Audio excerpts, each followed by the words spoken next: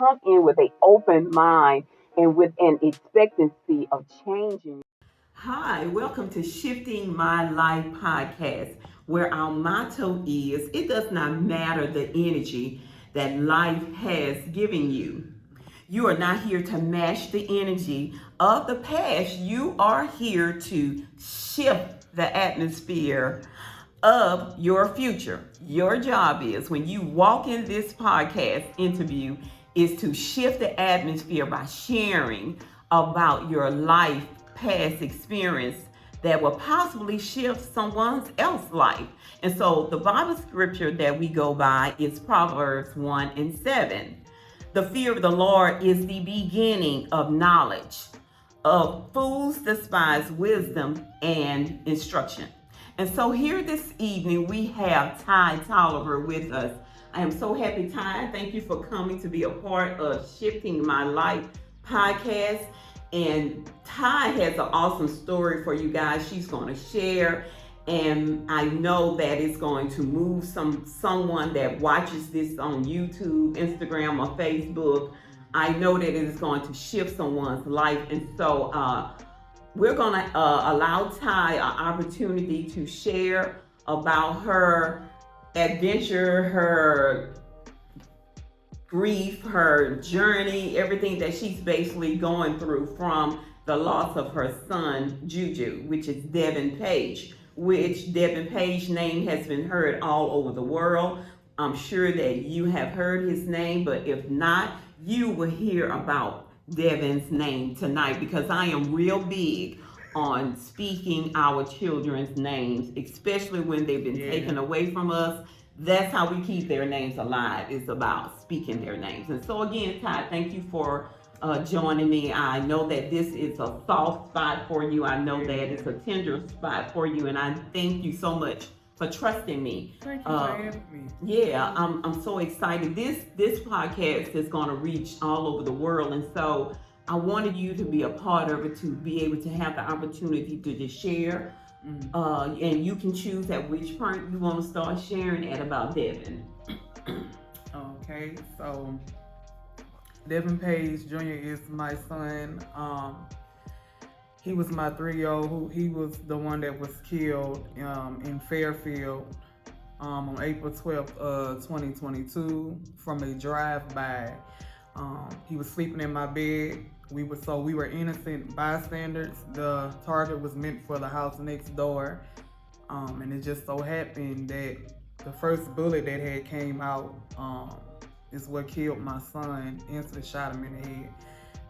And me and my family, my other 2 kids, was there when it happened. And so how do you feel about that, Ty, about that being an accident? You know, it's enough to lose your baby.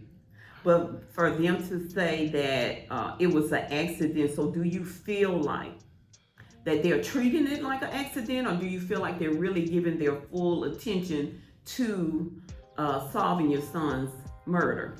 Well, as far as the head detective that's on my son's case, I honestly, genuinely believe that she is doing everything she can in her power to get justice for my son. As for anybody else with the police department or whatever at this moment, I'm not sure, but I know for sure she is. So yeah. And a lot of times, and it's been 2 years. Yeah, just made 2 years last month. And she had this beautiful celebration where she allowed other mothers and fathers to come out, family members to come out and to share about their loved ones. And at the end, we released balloons. And as you know, that I lost my son as well. So I was a part of that. And so Ty, in your grieving process, because it's been 2 years, and for me, it's been 17. Tell me, in your grieving process, how are you feeling right now, today, at this point? How are you feeling? Because, you know, we all know that it changes. The grieving process changes. And just because I am at the acceptance stage does not mean that you won't get there. But I know that you're not there yet. And so can you kind of share a little bit with everyone so that they can kind of know that, you know, how you're feeling with your grieving process? So currently, as today, at this very moment, how I'm feeling, I'm very angry. I don't believe I haven't all last month.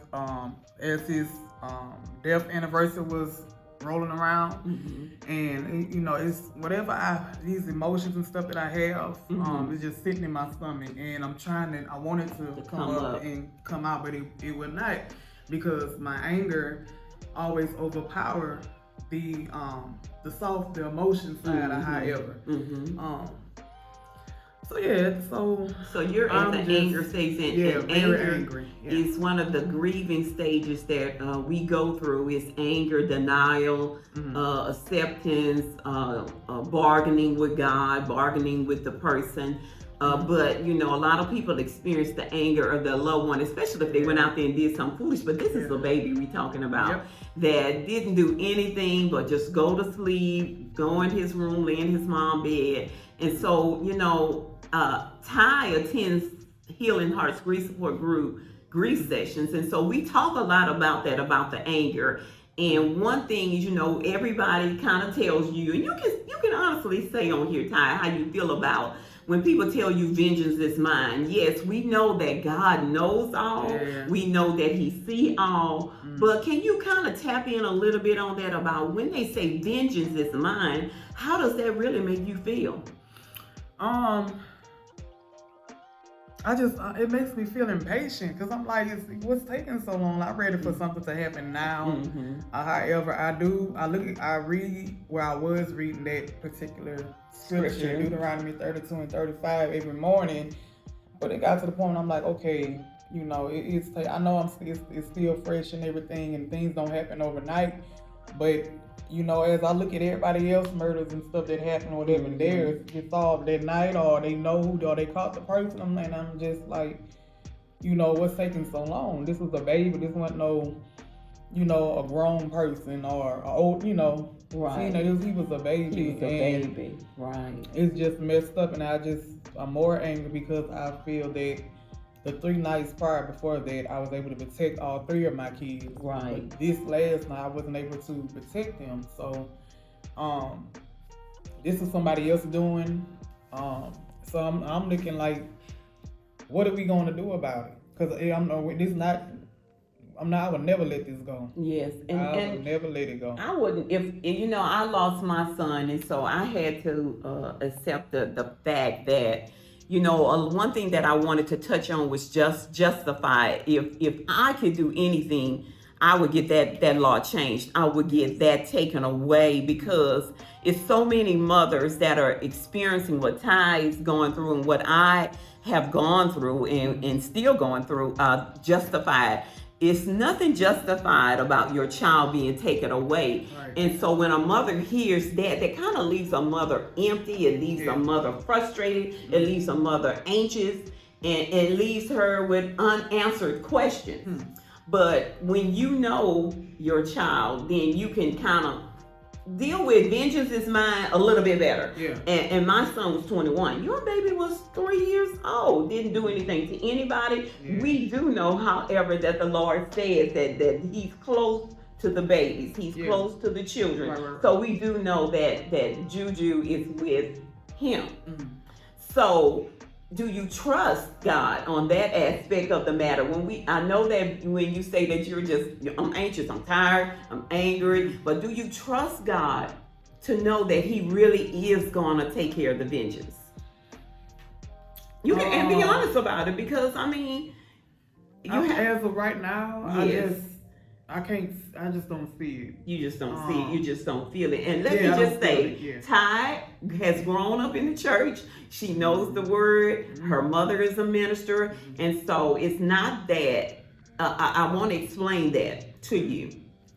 What I want to explain to you is that a lot of times when we grieve and we're going through the grieving process, it's not that we religion, it's just that we just don't understand, because like she said, why is it happening? How did it happen? He was only a baby. He didn't ask for this. Well, if you actually really look at it, none of our children really asked to die the way they did. But again, because my son was 21 years old, I can understand it a little bit better than Ty can, because I just want to say that for her, because I don't want anyone that's watching this podcast to think that, oh, well, she's not religious and she doesn't trust God and she doesn't believe in God. It is a mother's thing when you lose your child, that you want justification for your child. You don't want to be told that it was justified for your child to be dead. You don't want to be told that we're looking at it. We're going to get to it. And so, I am just so happy, Ty, that you're brave enough, because let's face it, when Ty first interviewed Ty the very first time this happened, I have seen the growth over her over the years. I have seen the growth over her. And so, Ty, we're going to get ready to go into the second aspect. And so when we come back, we're going to kind of do some fun things to loosen it up in here a little bit, because, I do appreciate you taking the time out. And I do know, as a mother that is lost, and I feel the same thing you feel. I know that it's hard at times for you to come and talk about this and share. But again, I want you to know that I see the growth in you. And by you coming on here today, it's showing Juju, like, Juju, I'm taking my power back little by little. And you may not see it, but I see it. You may not feel it, but I feel it for you. And so I want you to just continue to. It counts for something. Yes, it's counting. I want you to know it's counting. Don't ever feel like, even if you get up and you can't finish your talk, you still have made yourself presence for your baby. You still have let the people know that took his life. And my thing is I would like to say this before we go into a break, is that the people that have taken Juju's life, I am praying for you, because I know that it's got to be miserable for you as well to know that you took a child's life, but also you got to understand how this child feels as a mother that has lost her child. Yes, she is full of anger right now, but we are praying. I'm praying for you just as well. I'm praying for Ty, that y'all will really just come forward, because your life expectancy has been cut short. Because of your mind is not going to ever be clear. Your health is going to be affected by the decision that you made, and it may have been a mistake for you, and that's why I want to say that guns kill, bullets kill, and they say people don't kill, but people have to pull the triggers in order for the guns to kill people. And so I would, if anything, Ty has had. We'll talk about that when we come back, about the things that you've done in the judicial and the court system for Juju. And so we'll be back in a second on the second half of the show.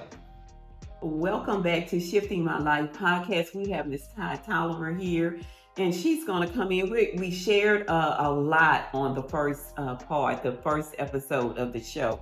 And so this part of the show, we're going to lighten it up a little bit. We're going to allow Ty to share about some laws that they've gotten passed in Juju's name, and that is what we want to do. We want to pass some laws. We want to get some things changed in the judicial system. And so, Ty, you want to share with everyone about the law that was passed for Juju? I'm gonna do my best. I can't remember too much of the details about it. It's been a while, but they do have a law that passed under his name. It's called the Devon's Law, and it's for residents or tenants such as how I was and myself at that time, who's in a situation that's unsafe, and you kind of was there, you remember? Yeah, and well, basically what it is that Ty asked the landlord several times to get out of the lease. Yeah. And the day before, she had went to the landlord to ask to get out the lease. He refused. The next day, her child was dead. Yeah. And so what the law is, everybody that owns a house, that's renting out a house, has to have security on the house. That's Juju's law. That's Devon's law. They have to have that on their houses now. To protect the landowner, to protect the person that's renting the house, as well as the family members that are staying there. Yeah. And I think that that's a wonderful thing that they did, that we got it passed in the city, and the representative house, Yeah. didn't we? They on the local level, but it It's not the state level. Not the state level yet. Yeah. Yeah, that's Yeah. good, you know. And so again, that's another thing that should make you feel good about, you know, your son is not dying in vain. Yeah. He didn't die in vain. That, you know, you're taking your power back. And that's one thing about it, mothers. When we lose our children, it is important that you find your purpose. It is important Yeah. that you find the reason, because we all know that everything works together for the good of those who love the Lord. But you have a purpose, and if you trust him and believe in him, then it's a purpose and a reason behind our children dying. And so we have to find some cause to give to, or start some organization. And so Ty does a lot of speaking engagements, even though sometimes she can't speak because she's angry, and you can understand that. As a mother, I would be angry that someone killed my 3-year-old child. I'm angry that someone killed my 21-year-old child. Right. But it's a lot of distance between that. But I remind Ty so much that Devin is sitting right there by the Lord. He right there by him. He had his arms stretched out wide, and just to imagine him running around in a field with white lilies and just being happy. And I know you want him here with you, but I promise you, if he can come to you right now and tell you, I don't want to come back, Mama. I don't want to come back, but I'm waiting on you. And so that's why you can't do anything. That's why you can't bring about, you know, because we don't want to match that type of energy. We don't want to do any violence to bring it up, okay? To match. I know that's what you feel. And let me just say this.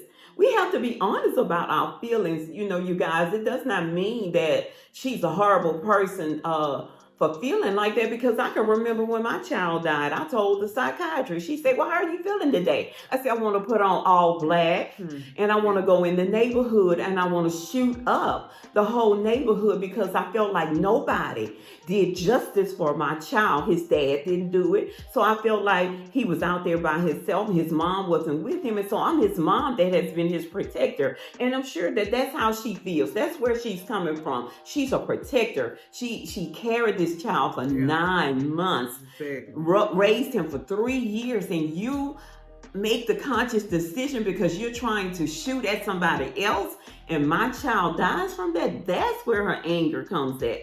Ty is not that type of person. She's a fun, loving person. I love to see her. I tell her all the time that you need to be a comedian for real. She needs to be a comedian because she always doing jokes on Facebook, and she's always doing things to her mom. Po mama.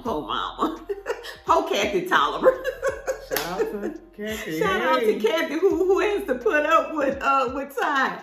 But Ty, we're gonna loosen it up a little bit in here. So I want you to share one thing that people don't know about you. Probably your mom, your children, or I don't know about you that would shock everybody. I'm very shy. I'm quiet. She's shy. And I'm not a people's person. What? Like, I'm not a people's person. Now, I don't believe that. Because if y'all go to Facebook or Instagram and see Ty, she on there dancing, listening to her music and singing. And I would not have thought that you were shy, Ty. Oh, yes, ma'am. Which one? If you in a room and it's a party, you will come in, or you're gonna be that person that come in and say, hey, let's get the party. You know, if I had a couple of little shots, couple of drinks, or something to add to it. I have to. If I don't know, people or know the people, whatever, I have to really sit there and observe first and get comfortable and feel the room out and stuff before I kind of start letting my wall down. But I won't say nothing to you. If you don't say nothing to me, I'm not going to say nothing to you. You have to come approach me first for me to talk. So Ty thinks that she is shy, but she's a really fun, loving person. When you're around her, she likes to dance. She likes to sing. I'm a vibe. Yes, she's alive, and her children are the same way. Her children are the same. We're going to do an interview with her son King as well, so that he can share about his experience, and you can hear from a child's point of view how they feel about their loved one being taken, their brother being taken. And so Ty, we have here some inspirational words to live by. And so let me see which one that I'm going to pull for you. And you can kind of share about that, what this particular one says. Ooh, look what God has given you. Be kind, work hard, stay home. Of course. Something that she does not want to feel right now, you guys. She is nowhere close to being kind. Yeah. I don't know why I always get that. I don't know why, especially at a time like this. Because God trying to tell you, He wants you in the midst of this to trust Him. I know that you're angry. That's what He's saying to you. I know that you're angry, but be kind despite of. Work hard. Keep doing what you're doing, like you're doing now on this podcast, going out speaking for Juju. And the last one, that's me in general. I'm always humble. Nothing can change that of me. I'm always humble. You've always been a humble child. Always. No matter what the situation is, I'm humble. Yeah, that's good. So I know that she said that, Sia said, and so y'all will see that we're not lying. It says be kind. Be kind, work hard, and stay humble. And so I can tell you that I know that that Ty is a humble child. She is. She's been humble ever since I met her. I did the first interview when I first met her. I didn't think that she would want to talk to me, but you know, it's important to recognize when people are comfortable enough to be themselves around you. Yeah. Right now, I'm a part of the family now, so she's not going anywhere, and I'm not going anywhere, and so I just thank you so much, Ty, that you have allowed yourself to come on Shifting My Life. At Shifting My Life podcast. And so what's going to happen here is that when someone hears this podcast, they're going to sit, because you got to know it's not just you. Oh yeah, that's going through this. It's not just you that has lost a young baby. It's quite a few here in Baton Rouge. And so you're learning that. And the more you go and travel and go around the world and speak, that you will learn that you're not the only. But this podcast is going to be able to be shown all over the world, and people will really be able to hear your side of the story, to hear how you honestly feel about an accident that's going to leave a life of hurting, a life of searching, a life journey that this child did not even much ask for. And a life of questions that she possibly will get answered, and then some that she may not ever get answered. And so my thing to you that's listening to this podcast today, I would like for you to just lift Ty up in prayer, lift her family up in prayer. Continue to, even after this podcast has been like a year or two old, she still will need continuous prayer, because like I share with Ty all the time, it's been 17 years for me, and it still hits me. Yeah, like it was yesterday. Like it was yesterday, like a ton of bricks. And so this is the reason why I wanted to bring her on today. And actually, we're going to bring on more mothers from my organization, Healing Hearts Grief Support Group, which is a sponsor of Shifting My Life podcast. We're going to bring on more mothers so that you can hear and let them, give them the opportunity. Because Ty, can you say this, that sometimes you feel like the mothers are being left behind. They don't get noticed enough to share about their feelings and how they're feeling and what they're going through. I think that a lot of people do forget about mothers. And so it's important that, we allow the mothers an opportunity to say, I'm hurting today. All the time. All the time. I'm hurting today. Today I'm not good. Today I want to blow the world up. But today I'm good. Today I'm good. Today I'm loving everybody. Today I've released it into the atmosphere for God to just handle everything. But every day is not like that. And we have to be honest about this. I don't want to make Shifting My Life, because like I said, your job is to come in here and shift this atmosphere. And I think that you sharing your testimony and your story about your baby, Devin Page, let's say his name, Devin Page, as much as you can, Devin Page. I thank you so much for coming in today. I really feel like this is going to help a lot of people. And so again, we thank you so much for coming and being a part of this. you will see Ty again. I'm sure that you will see her all over the world because, baby, she is not going to be stopped. Her baby's name is going to be heard all over the world. I look to see her on stages. I'm gonna bring her with me too. Gonna be right there with me. Yay! I love that. Every time if I can't get a hold of my mama, she feels she come in behind. Yes. And I thank you for that, Ty.